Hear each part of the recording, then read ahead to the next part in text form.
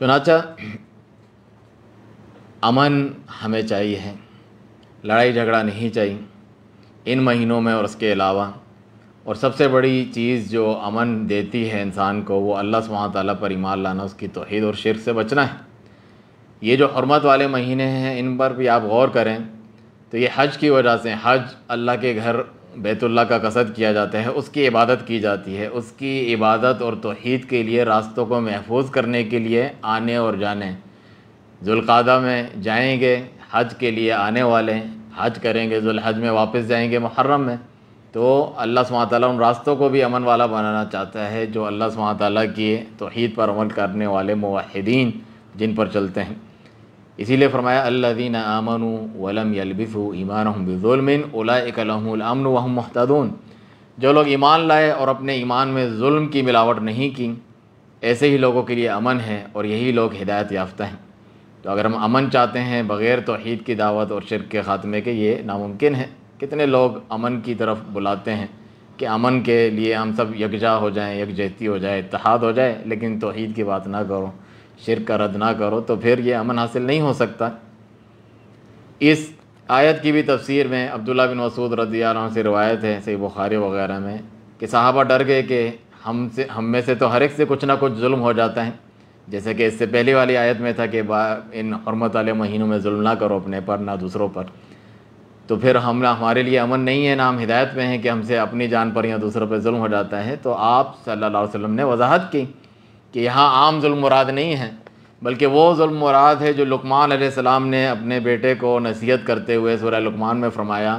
کہ یا بنی لا تشرک باللہ ان الشرک لظلم عظیم، کہ اے میرے پیارے بیٹے اللہ تعالیٰ کے ساتھ شرک نہ کرنا، شرک سب سے بڑا ظلم ہے،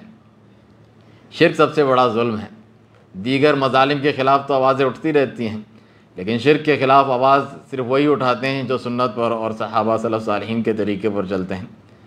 تو اس آیت سے بھی معلوم چلا کہ سنت کے بغیر تفسیر قرآن کی نہیں کی جا سکتی، کیونکہ اس میں بھی ظلم کا لفظ ہے اور صحابہ بھی یہی سمجھے۔ آپ صلی اللہ علیہ وسلم نے وضاحت کی ظلم سے مراد شرک والا ظلم ہے، جو شرک والا ظلم کرتا ہے تو پھر نہ اس کے لیے ہدایت ہے اور اس کے لیے کوئی امن نہیں ہے۔ اور اللہ سبحانہ تعالیٰ نے تو وعدہ کیا ہے، جس چیز کی ہم چاہت رکھتے ہیں کہ امن حاصل ہو، دین اسلام نافذ ہو جائے اور جو ہے ہماری معیشت بھی اچھی ہو جائے، یہ تمام چیزیں بھی اللہ سبحانہ تعالیٰ کی توحید اپنانے اور شرک چھوڑنے کے ذریعے سے حاصل ہوتی ہے۔ اللہ سبحانہ تعالیٰ کا وعدہ ہے وعد اللہ الذین آمنوا منکم وعملوا الصالحات لا یستخلفنہم فی الارض کما استخلف الذین من قبلہم، اللہ یہ وعدہ فرما چکا ہے اور اللہ تعالیٰ اپنے وعدے کی مخالفت نہیں کرتا، ہم اس وعدے پہ پورے نہیں اترتے، وہ الگ بات ہے کہ وعدہ کیا ہے جو ایمان لائے نیک عمل کیے زمین پر انہیں حکومت بھی دے گا، جس طرح پہلے لوگوں کو دی تھی، اقتدار ملے گا، خلافت ملے گی، اور جو ہے انہیں امن بھی حاصل ہوگا۔ وَلَا يُبَدِّلَنَّهُم مِّن بَعْدِ خَوْفِهِمْ أَمْنًا، خوف میں جو مبتلا ہیں، جس طرح اللہ سبحانہ تعالیٰ ہمارے حال پہ رحم کرے، اسے امن و امان سے اللہ سبحانہ تعالیٰ جو ہے بدل دے گا، اور ان کے دین کو بھی جو وہ چاہتے ہیں، یعنی جو اللہ نے ان کے لیے پسند کیا اسلام کو بھی نافذ کر دے گا۔ دینہم الذی ارتضی لہم، اس دین کو بھی اللہ تعالیٰ قائم کر دے گا جس سے وہ راضی ہے، جو اسلام ہے۔ لیکن آگے شرط بیان کی یعبدوننی لا یشرکون بی شیئا، میری عبادت کریں گے، میری عبادت میں کسی کو شریک نہیں کریں گے تو یہ وعدے پورے ہوں گے، اگر وہ اپنا یہ کام نہیں کریں گے تو یہ وعدے نہیں ملیں گے انہیں، چاہے جتنا چاہے زور لگا دو، لوگوں کو جمع کرو۔ قریش جو مشرکین تھے، کفار تھے، ان تک کو اللہ سبحانہ تعالیٰ نے یہی اپنی نعمت یاد دلائی۔ سورہ قریش میں ہی آپ دیکھیں ان کا نام لے کر کہ ہم نے تمہیں جو ہے لإلاف قریش إیلافہم رحلۃ الشتاء والصیف، تم اپنی معیشت کمانے کے لیے سردیوں میں گرمیوں میں ٹھنڈے علاقوں کی طرف اور جو ہے سردیوں میں گرم علاقے کی طرف سفر کرتے ہو، راستے میں پورا امن امان ہوتا ہے کہ یہ جو ہے حاجی لوگ ہیں، مکے والے ہیں، چاہے مشرک تھے تو ان کا ادب احترام کرنے کے ایسے بچے ہوئے ہوتے ہوں، تو جب تمہیں یہ چیزیں حاصل ہیں تو کیا کرنا چاہیے؟ فَلْيَعْبُدُوا رَبَّ هَذَا الْبَيْتِ، اس گھر کے رب کی عبادت کرو، اللہ کی عبادت کرو جس کا کوئی شریک نہیں، الَّذِي أَطْعَمَهُم مِّن جُوعٍ وَآمَنَهُم مِّن خَوْفٍ، جس نے بھوک میں تمہیں کھانا کھلایا، خوف سے امن بخشا۔ تو اگر ہمیں اپنے معیشت بھی بہتر کرنی ہے، امن چاہیے اور حرمت والے مہینے ہوں یا اس کے علاوہ، اللہ سبحانہ تعالیٰ کی توحید اپنائے بغیر اور شرک کو چھوڑے بغیر یہ حاصل نہیں ہو سکتا۔ رسول کریم صلی اللہ علیہ وسلم نے اہم باتوں میں سے اپنے حج کے موقع پر یہ بھی فرمایا صحابہ کرام کو، یوم النحر جو قربانی کا دن ہوتا ہے، اس دن آپ نے فرمایا کہ اتدرون ای یوم ھذا، کیا تم جانتے ہو یہ کون سا دن ہے؟ پھر آپ خاموش ہو گئے، صحابہ تھوڑے سے ڈر گئے کہ پتہ نہیں کوئی اور نام رکھ دیں گے اس دن کا، تو پھر بتایا کہ یوم النحر نہیں ہے، کہا ہاں، پھر کہا یہ کون سی جگہ ہے؟ کہا، پھر وہ خاموش ہو گئے، پھر وہ ڈر گئے نام بدل دیں گے، کہا بیت اللہ ہے، اور یہ کون سا شہر ہے؟ یہ مکہ مکرمہ حرمت والا شہر ہے۔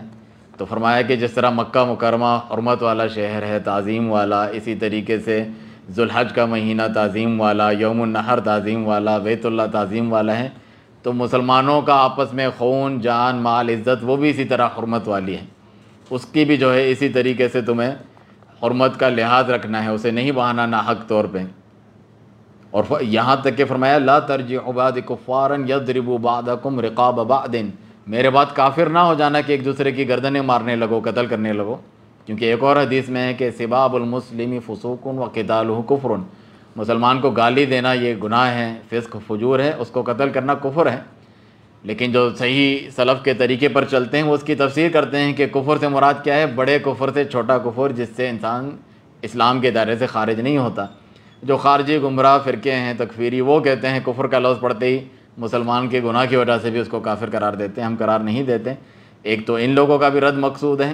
دوسرا ان لوگوں کا بھی جو خوارج کے طریقے پر چلتے ہیں، دہشت گردی مچاتے ہیں، غیروں کے اعلی کار بن کے مسلمانوں کا جو ہے خون بہاتے ہیں مسلمان ممالک میں۔ ہمارے اپنے وطن عزیز میں یہ کچھ ہوتا رہتا ہے، اسکولوں کے بچوں تک کو نہیں چھوڑتے ہیں، معصوم بچوں کو۔ پہلے بھی آپ نے سنا پشاور میں ہوا، اور ابھی کچھ اکا دکا دن پہلے جو ہے یہ خوزدار بلوچستان میں بھی اس قسم کا واقعہ ہوا، جبکہ نبی کریم صلی اللہ علیہ وسلم نے سختی سے اپنے آخری الوداعی خطاب میں سے حجۃ الوداع میں یہ بات فرمائی کہ میرے بعد کافر نہ ہو جانا کہ ایک دوسرے کی گردن مارنے لگو۔ پھر ساتھ میں آپ صلی اللہ علیہ وسلم نے یہ فرمایا کہ تم میں سے جو میری یہ بات سن رہا ہے آگے تک پہنچا دیں، ہو سکتا ہے جسے وہ بات پہنچائے وہ زیادہ سمجھنے والا ہوں۔ اس میں یہ بھی معلوم چلا جو قرآن و سنت دین کی بات ہم سنتے ہیں صرف اپنے تک رکھ کر نہ بیٹھ جائیں، اپنے بیوی بچوں، دوستوں، رشتہ داروں، پڑوسیوں، جہاں تک ممکن ہو انہیں ہم حکمت کے ساتھ، پیار کے ساتھ آگے پہنچائیں اور اس فضیلت کو حاصل کریں جو رسول کریم صلی اللہ علیہ وسلم نے امت کے اوپر یہ ذمہ داری ڈالی ہے کہ بلغوا عنی ولو آیا، ایک آیت بھی معلوم ہو تو میری طرف سے پہنچا دو۔ تو اسی فریضے کو جس قدر ہم سے ممکن ہے ہم آگے پہنچانے کی کوشش کرتے رہتے ہیں۔